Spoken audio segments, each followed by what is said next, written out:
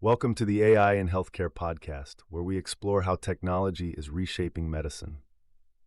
A research team has developed and validated a reinforcement learning algorithm called VentAI that recommends optimal ventilator settings for patients in intensive care units. The study appeared in NPJ Digital Medicine. In this study, VentAI was trained using over 11,000 ventilation events from intensive care unit patient records in a database called Mimic3. The model learned to adjust ventilator settings including positive end expiratory pressure, fraction of inspired oxygen, and tidal volume with the goal of maximizing patient survival.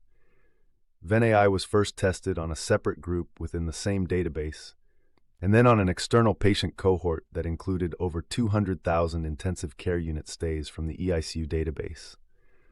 Compared to standard clinician care, the reinforcement learning algorithm recommended more frequent and protective ventilation changes.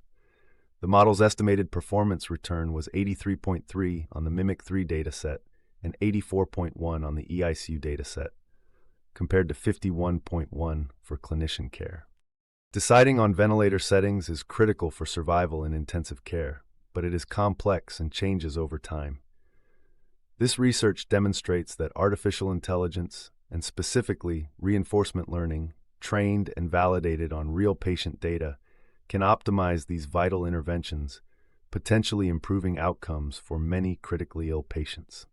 As a clinician, I see artificial intelligence as a support tool, not a replacement. Models like VentAI should complement medical expertise, using data to support, not supplant, the human element of care. Artificial intelligence decision support, such as VentAI, has shown strong external validation. It may soon provide real-time, data-driven treatment recommendations to support intensive care teams. If you found this helpful, follow AI in Healthcare on your favorite podcast platform.